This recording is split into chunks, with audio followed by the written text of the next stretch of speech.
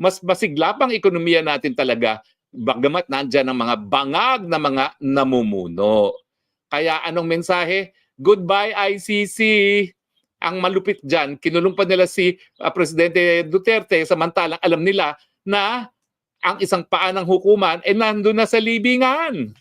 At habang nagpupumilit kayo na litisin ang gaya ni dating Presidente Rodrigo Roa Duterte na wala naman talaga kayong jurisdiction, lalo nyong binabaon ang korte sa libingan. Kasapi, ako ayaw ko yan. Kasi nga, bagamat ang intensyon ay ang ICC ay parang court of last resort para doon sa mga sitwasyon na maraming karumal-dumal na krimen na walang gumaganang hukuman o walang gobyerno para magbigay katarungan, ang ICC nagpupumilit. Miski gumagana yung mga hukuman, gaya ng hukuman ng Pilipinas, ayan, pinilit na kunin si Duterte.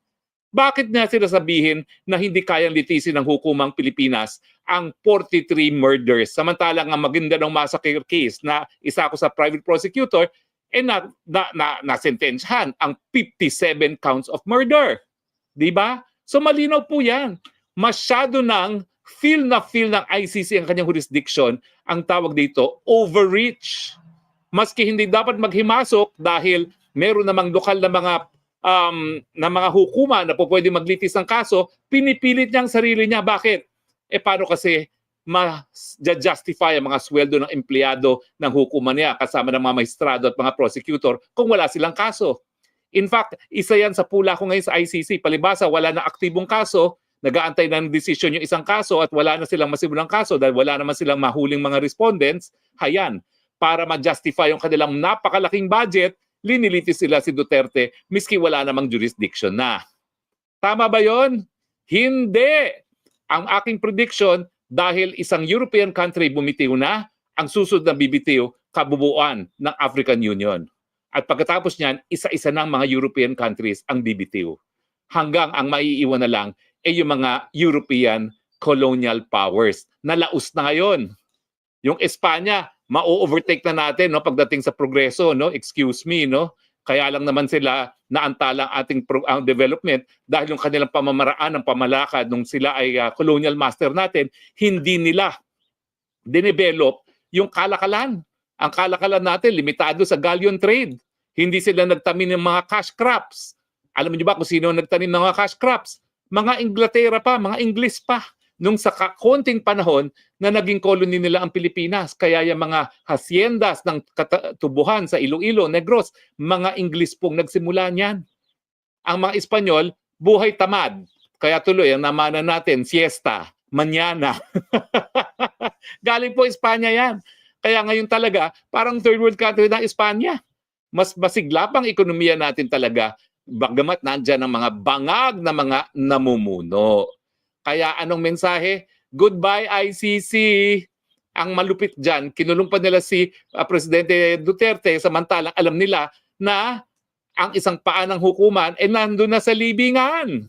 At habang nagpupumilit kayo na litisin ang gaya ni dating Presidente Rodrigo Roa Duterte na wala naman talaga kayong jurisdiction, lalo nyong binabaon ang korte sa libingan. Ako ayaw ko yan. Dahil ako talaga naniniwala pa rin. Yung mga sitwasyon na karumal-dumal na krimen, dapat may mapupuntahan ng biktima. Pero habang bukas sa mga lokal na hukuman, hindi dapat naghihimasok ang ICC. No, tignan natin ang mga comments. Ang daming mga comments. Teka, susubukan ko po lahat basahin yan. Ha? Paano ba natin itataas itong mga comments? No? Para naman yung mga mas maagang comments ay mabasa natin. Dahil ngayon po, live tayo, titignan ko po kung paano ko mababasa yung mga komento. Well, ano kasi, no? Paano natin mababasa itong mga komento doon sa simula? Tignan natin, para hindi naman unfair doon sa mga nauna. Although ang dami mga komento, maraming salamat at ang dami pong nanonood ng live. Halos 10,000 pong nanonood ng live. Ang akin is, boo kay Browner, warmongering dahil linilihis ang issue tungkol kay FPIRD. Yan pa rin pong issue at goodbye ICC. Okay. Si CG Hon, I like your, ang bilis naman yan. I like your nature background, Attorney Harry Roque. Si Junjun, idol attorney. Si Hani, si ano yan? Ako, nawala na. Pobreng Maligayan Vlog, Bangag kasi ang namumuno. Minda Gonzaga, hi po. Tama po, laban lang talaga. Angelica Bohol Gaviola, Duterte pa rin. Elizabeth Guerrero Pimentel, thank you for your time. Cocal Menyoza, Torre Ano yan? Hindi ko maintindihan yun. Dudes Casañera, I like your nature background. Tapos Isyong Daisy, duda ko, attorney, nasa likod din si Lisa Marcos dito. May pattern na kasi. Okay, tingin ko naman totoo yan. Si Honey Chu, kawawa naman si Tatay Digong, Pilipino pa rin siya, nagsilbi siya sa bayan.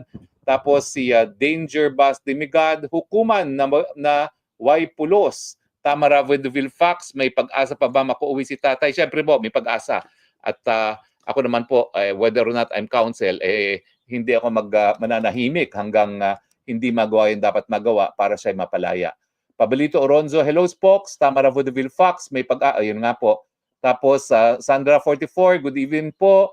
John Spea, nagtapang-tapangan. Si Al Browner, Angelica Royal Gaviola, Bawal Bangag, Annalyn, watching from New Jersey, Mariste Barrio, Spokes, always following your update. Hip Hop TV, hi attorney.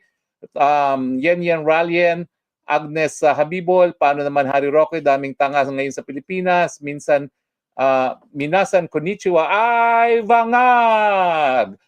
Nelly Estudiante, matalino talaga si Attorney Roque, thank you po. Ian Preglo, vote Duterte to 10 bundok, go bato, bonus, 3 PDP. At saka Gabay Party List, huwag niyong kakalimutan, Gabay Party List. Yan po magpapatupad ng tama ng universal healthcare, libreng gamot at libreng paggamot, magpapatupad ng libreng irigasyon, hindi lang dun sa 50% na meron ng irigasyon, kundi lahat ng ating kabukiran, at magpapatupad ng tamang libreng wifi at magsisimula, magtataguyod ng Freedom of Information at saka ng Whistleblower Act para lahat ng mga kurakot makulong na.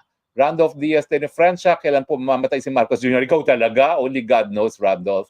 Choo-choo train, managot si Martin Romualdez at BBM. Anti-corruption, kulong si General Torres Diwata.